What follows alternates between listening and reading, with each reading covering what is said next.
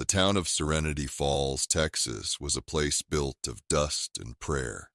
Tucked away in a fold of sun-bleached hills, it was the kind of town where the rhythm of life was set by the sun and the church bells, not by clocks. For generations, its people had been defined by a quiet, unshakable faith, the kind that didn't need miracles to believe in them. But for the last 3 months, a miracle was all anyone in the world seemed to talk about. A small, decades-old Madonna statue in the town's humble chapel had begun to weep. Not tears of sorrow, but tears of a thick, golden oil that smelled faintly of old roses and honey. And now, into this quiet, sun-drenched world of faith and folklore came a man who believed in neither. Dr. Ethan Cole was a god in the world of urban intellectuals and cable news panels. At 45, he was a renowned astrophysicist, the author of a dozen best-selling books, and a public figure known less for his celestial theories and more for his relentless campaign to dismantle all forms of superstition. He saw the world as a grand, elegant equation of cause and effect. Miracles were simply variables he hadn't yet solved. To him, the weeping statue in a forgotten Texas town was nothing more than a new challenge, a puzzle to be solved and then, with a simple, elegant explanation, dissolved.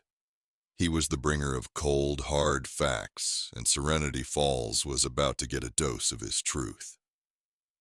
He arrived in a black Suburban with tinted windows, a stark, metropolitan shadow in the small town.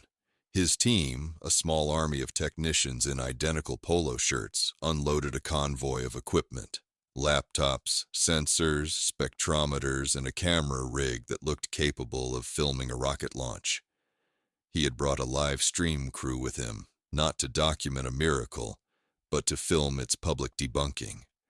He wanted the world to see the moment faith was exposed as a fraud. He strode into the tiny whitewashed chapel, his suit jacket off, his demeanor a practiced mix of professional curiosity and dismissive contempt. The chapel, with its rough-hewn pews and stained glass windows, was empty save for an elderly caretaker who watched him with a sad, steady gaze. Dr. Cole paid her no mind. His eyes were fixed on the statue, a small, unassuming figure in a niche at the front of the chapel. He saw a statue, no more, no less. He saw a piece of painted wood with a thin, oily sheen on its face. He saw a fraud, a hoax, a simple lie. He went to the local news crew that had gathered outside. The young reporter, a woman named Maria, held her microphone up to him, her eyes wide with a mix of awe and journalistic ambition. "Dr. Cole," she began, her voice filled with a tremor of excitement. "The town believes this is a miracle. What do you believe?" Dr. Cole's face was a study in controlled condescension. He adjusted his glasses and spoke into the microphone with the clipped, articulate precision of a man who was used to an audience. "Belief is not a variable. The laws of physics, however, are. A substance cannot be created from nothing.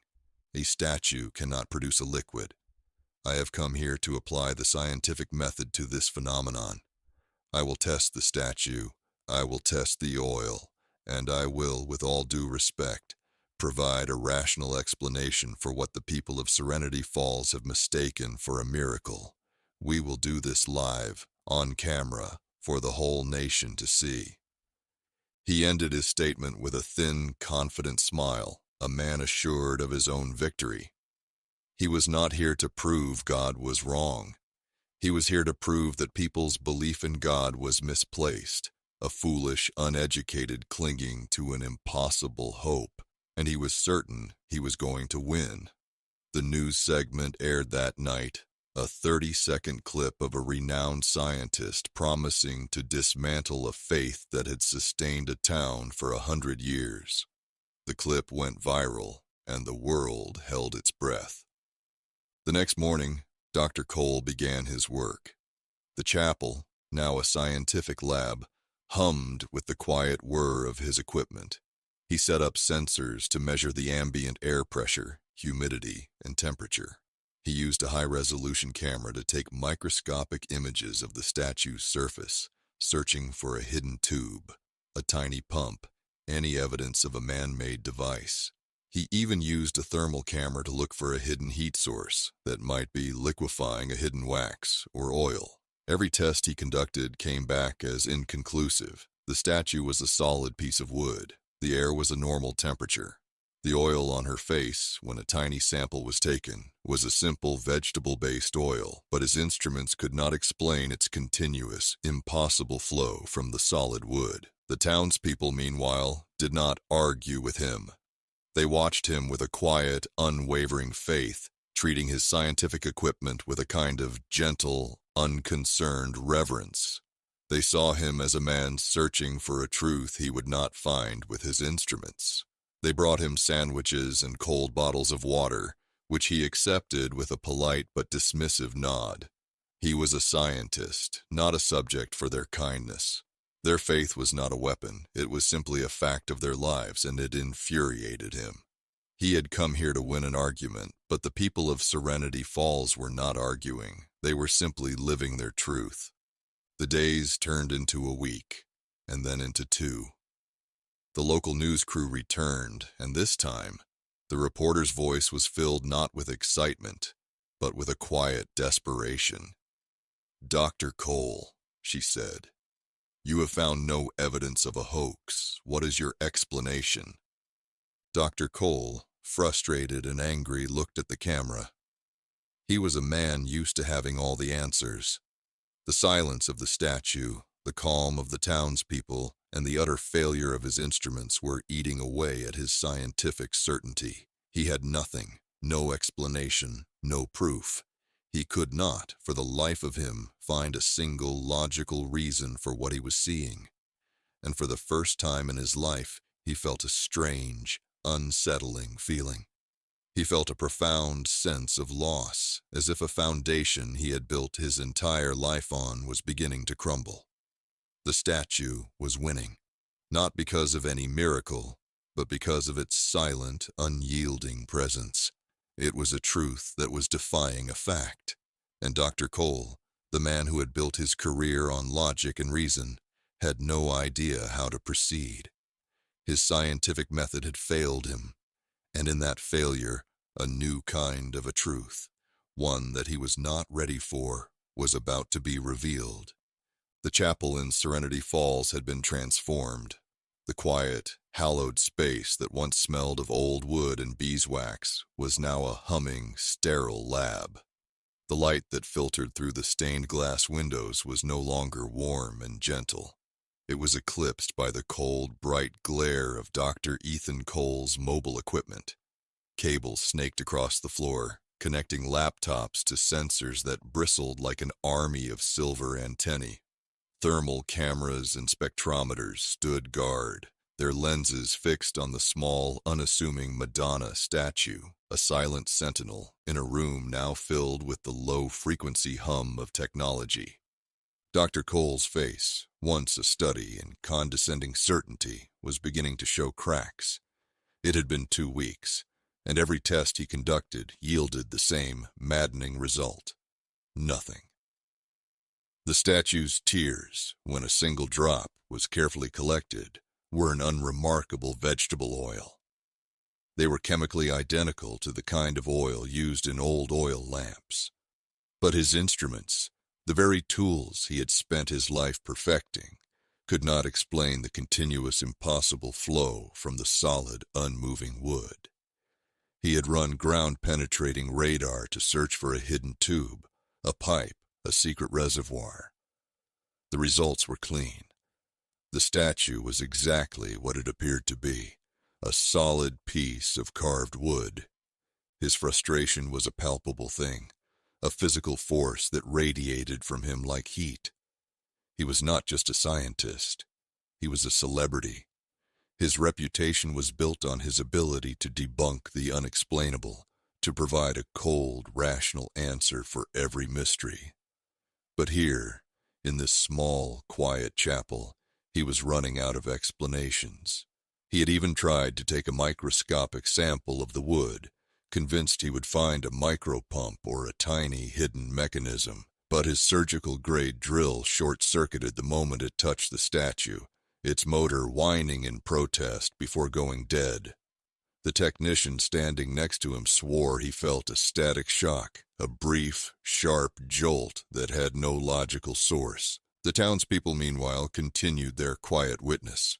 They were not allowed in the chapel, but they gathered outside, a silent, unmoving crowd. They didn't try to prove anything to him. They just watched. They brought him sandwiches and cold bottles of water, which he accepted with a terse nod.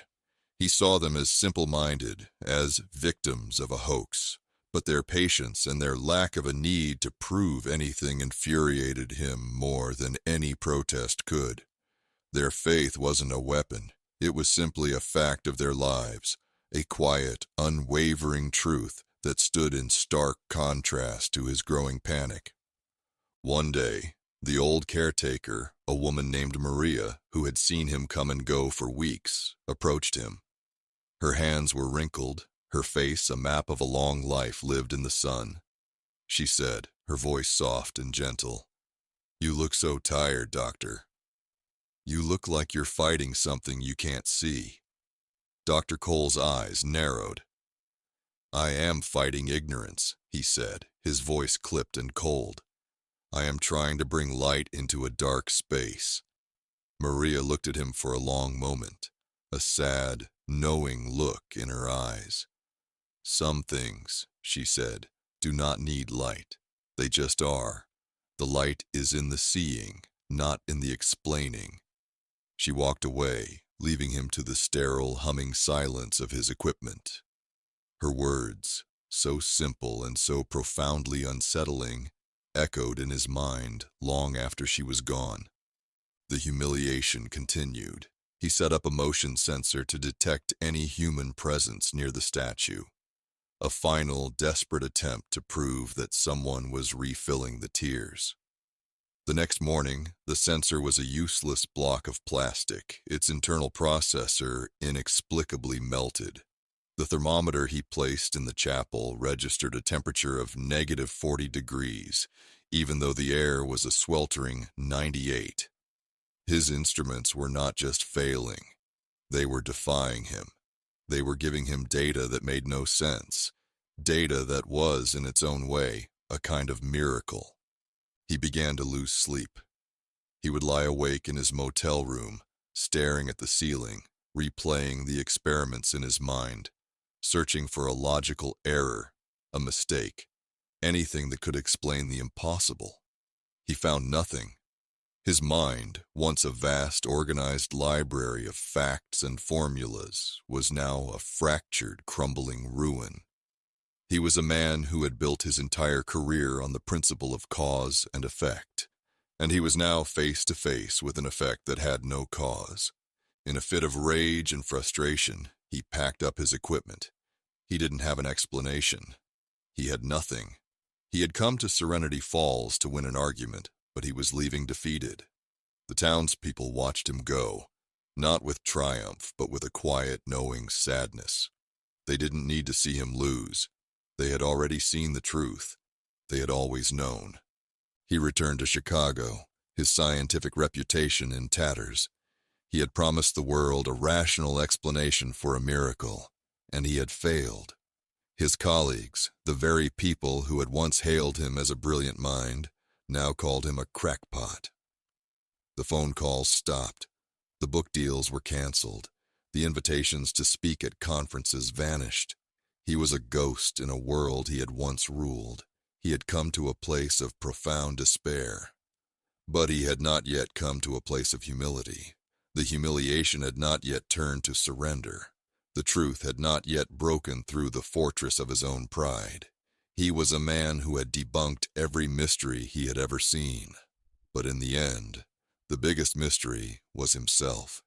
And it would take something far more personal than a weeping statue to make him truly surrender to a truth that was beyond his comprehension. The National News Studio in Chicago was a world away from the dust and quiet of Serenity Falls. It was a space of cold light, polished chrome, and controlled chaos. Dr. Ethan Cole sat in a leather chair, the camera light in his eyes a searing white sun. He was on the set of The American Truth, a top-rated cable news show known for its confrontational interviews and no-nonsense approach to hot-button topics. He had flown in from Texas that morning, his scientific reputation in tatters, his mind a fractured mess of unexplainable data and unanswered questions. He was here to salvage what was left.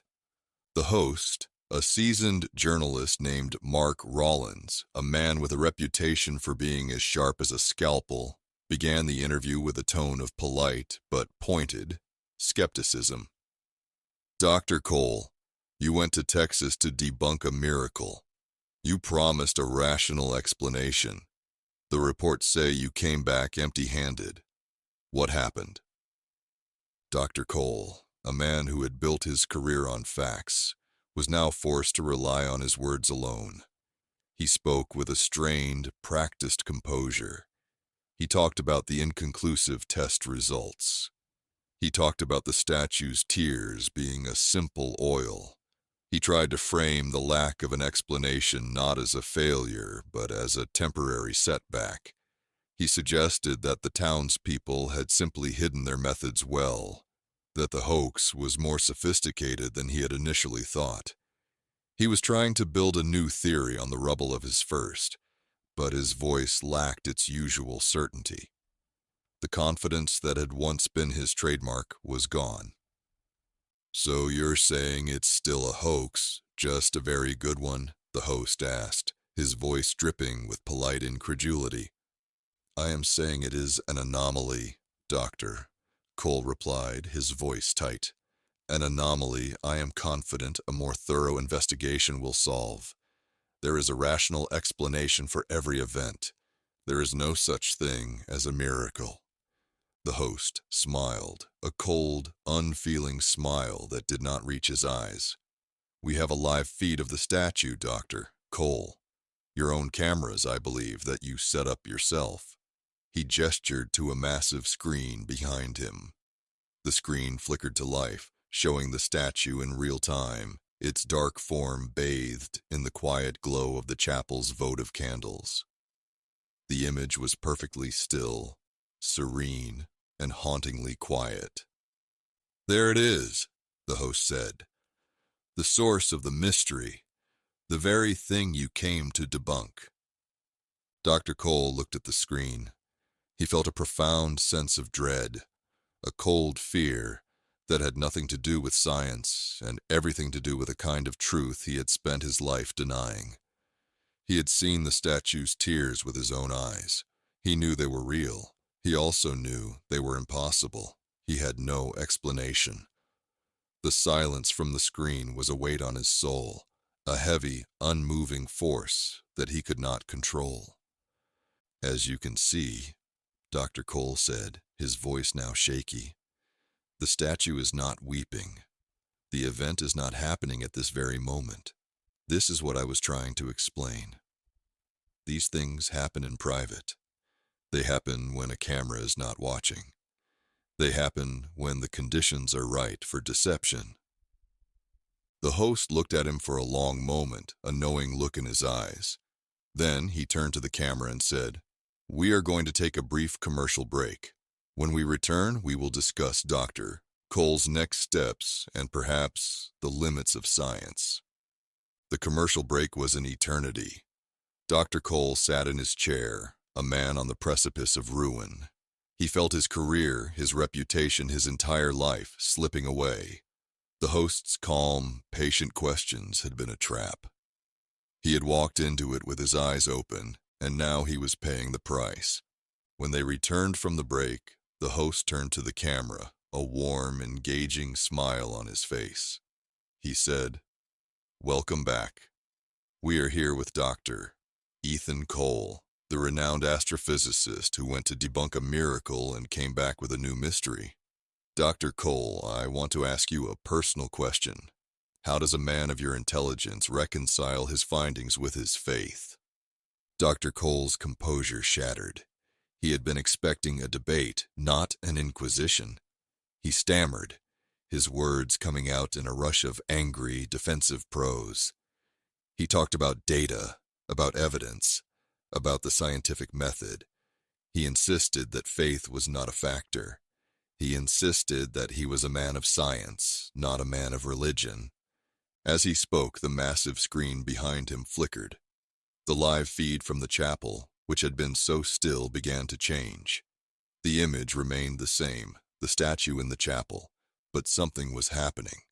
A single shimmering stream, a golden light, began to appear on the statue's face. A single tear, a shimmering stream of pure gold, was seen sliding down the statue's face. It was not a physical tear. It was a golden, impossibly bright stream of light that defied all known physics. It was a miracle, a real one, and it was happening on live television. The studio went completely silent. The host stared at the screen, his face a mask of shock and awe. The cameras, which had been focused on Dr. Cole, now turned to the screen, capturing the unexplainable event in all its impossible glory. The viewers at home watching the show were witnessing a miracle. A man had tried to prove that miracles did not exist, and in that very moment, a miracle had appeared on his own cameras, and he was the one who was left without an explanation. The segment ended in chaos. Dr. Cole sat in his chair, a man utterly defeated. He looked at the screen, at the shimmering golden tear on the statue's face, and he finally understood. He had not been sent to debunk a miracle. He had been sent to witness one. He had come here to win an argument, but he had lost his very soul. The truth he had spent his life denying was now a reality, a tangible, physical presence that was staring him in the face. His scientific reputation was not just shattered, it was destroyed. His mind, the very thing he had built his life on, was broken. And in that brokenness, a new kind of truth, a truth he had never known before, was about to be revealed. He had come to a place of profound despair, but he had not yet come to a place of humility. The humiliation had not yet turned to surrender. The truth had not yet broken through the fortress of his own pride. He was a man who had debunked every mystery he had ever seen. But in the end, the biggest mystery was himself. And it would take something far more personal than a weeping statue to make him truly surrender to a truth that was beyond his comprehension. The flight from New York to Chicago was a blur of silence and shame. Dr. Ethan Cole sat in a first-class seat, but the world around him, the hushed conversations, the polite smiles, the simple act of a flight attendant offering him a warm towel, felt like a scene from a movie he was no longer a part of. The man who had entered the studio with the confidence of a king had left as a ghost. His phone, once a constant stream of notifications and requests for interviews, was now a cold, dead weight in his pocket. He was a pariah in the scientific community he had once ruled. His colleagues, the very people who had once hailed him as a brilliant mind, now saw him as a crackpot, a man who had sold his soul to a tabloid story. He returned to his Chicago penthouse, a sprawling, modern testament to his success. But the steel and glass that had once felt so elegant and so logical now felt cold and empty. He walked through his home, a museum of his career, best-selling books, awards, framed magazine covers, and felt a profound sense of disgust.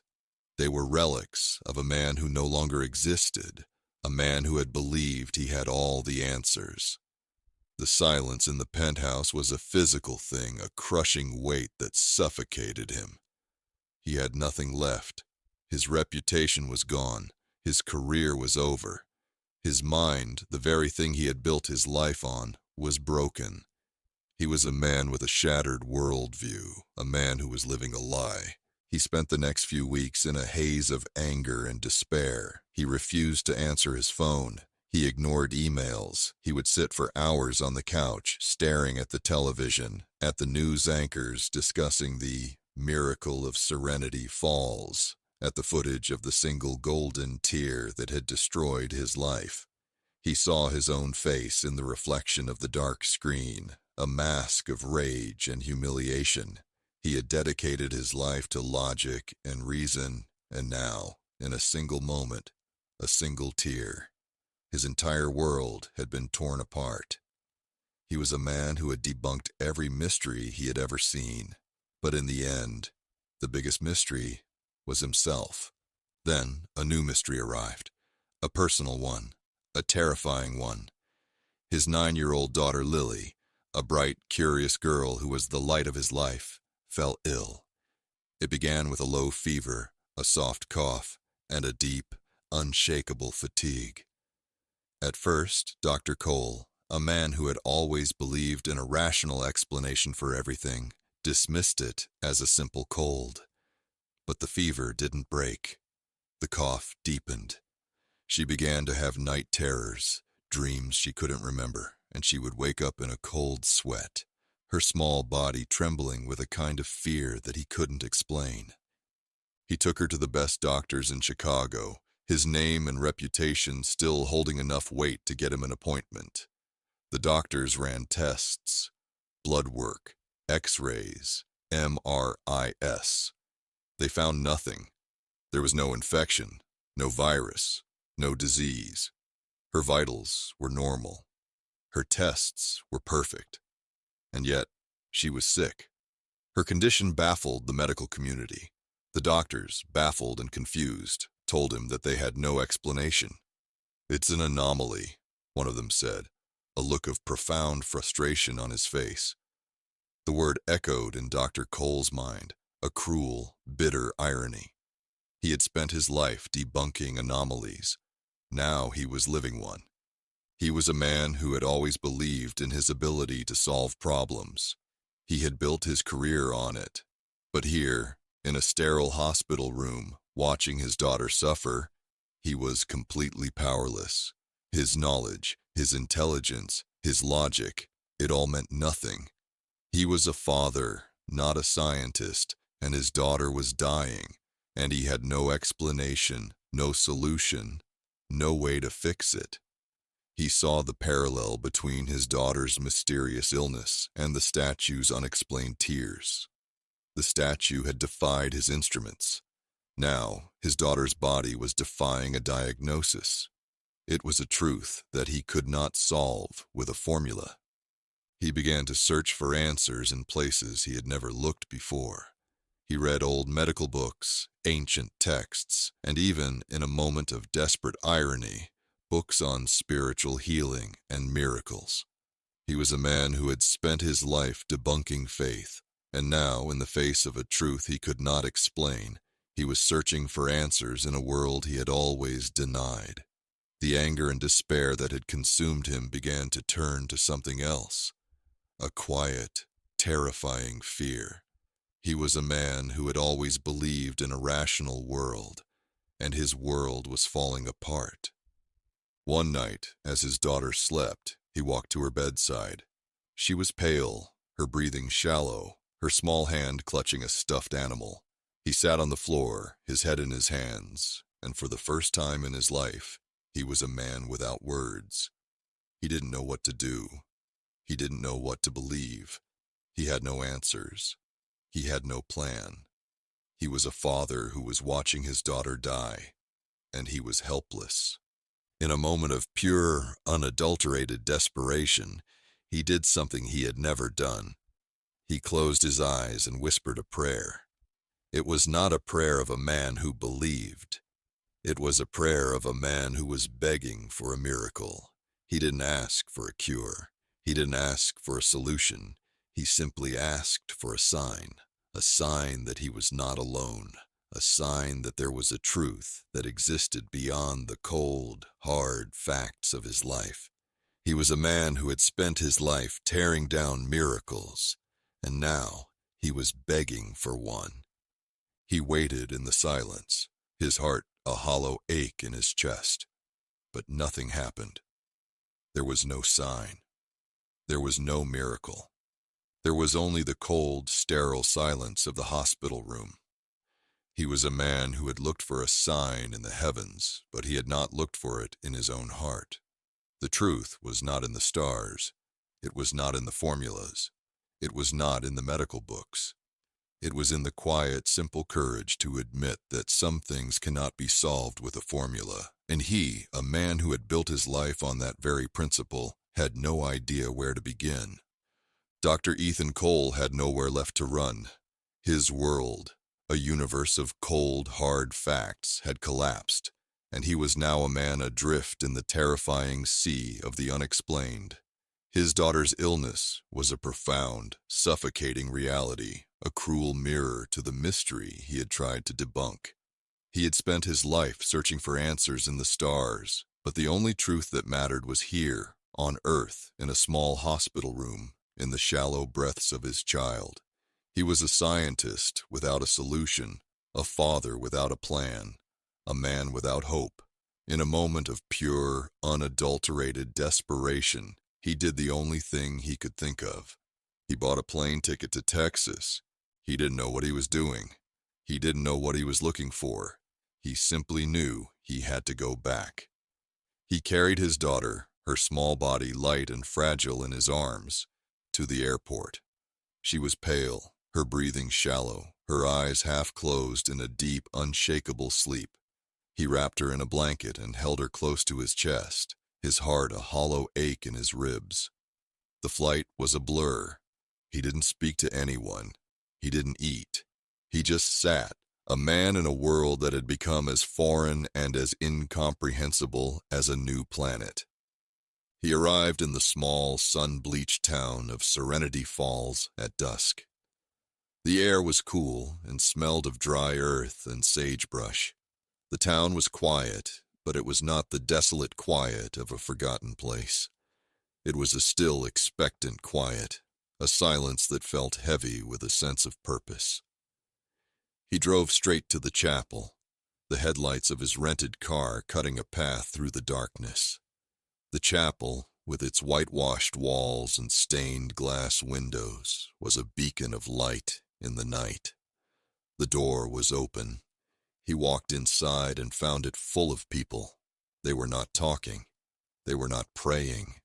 They were simply sitting in the pews, their faces bathed in the flickering glow of 100 votive candles.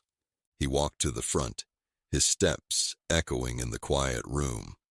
He stood before the Madonna statue, a man who had built his life on logic and reason, and now, in the face of a truth he could not explain, he was a man on his knees. He laid his daughter on the altar, a small, fragile offering. The townspeople watched him, their faces a mixture of confusion and quiet compassion. They did not speak. They did not judge. They simply watched, a silent chorus of witnesses. He didn't pray.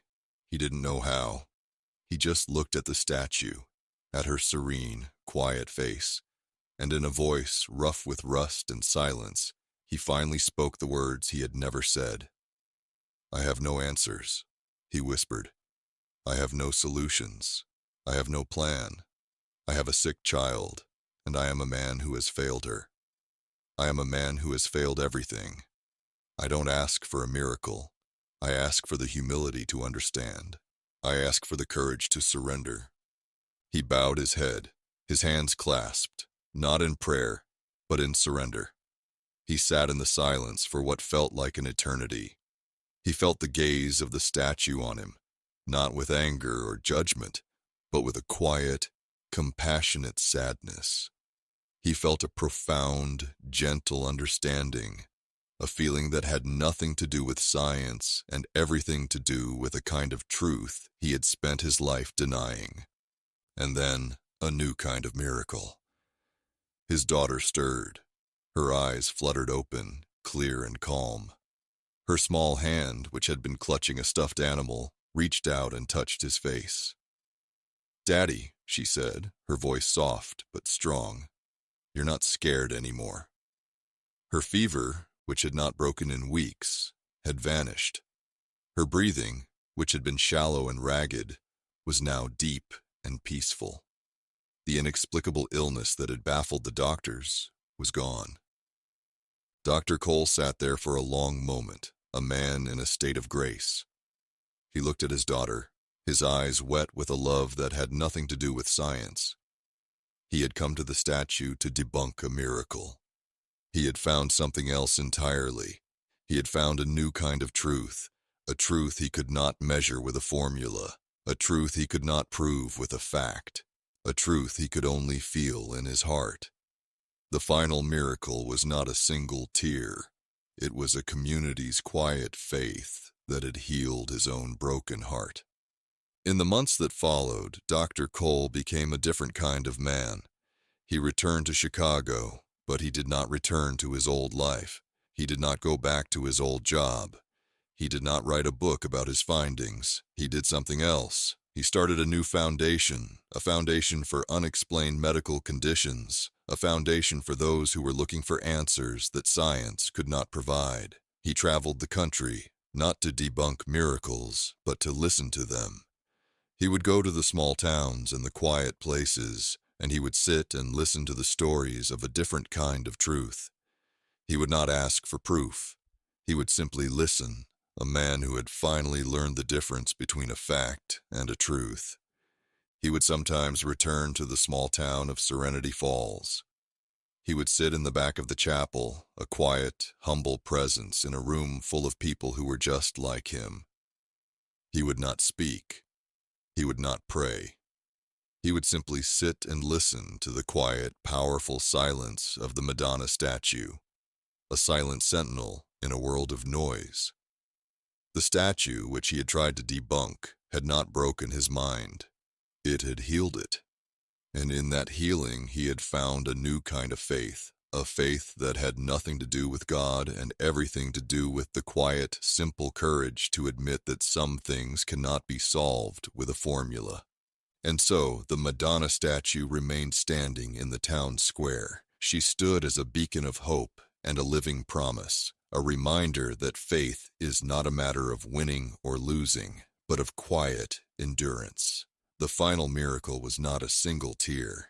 It was a man's ability to heal and forgive, a community that had found its way back to itself, not by fighting, but by a quiet, shared act of repentance. Dr. Cole's life, which had once been a testament to the power of science, was now a testament to the power of a quiet, simple truth that cannot be measured. And in that truth, he had found a peace that had nothing to do with the stars and everything to do with the quiet, simple courage to admit when you are wrong.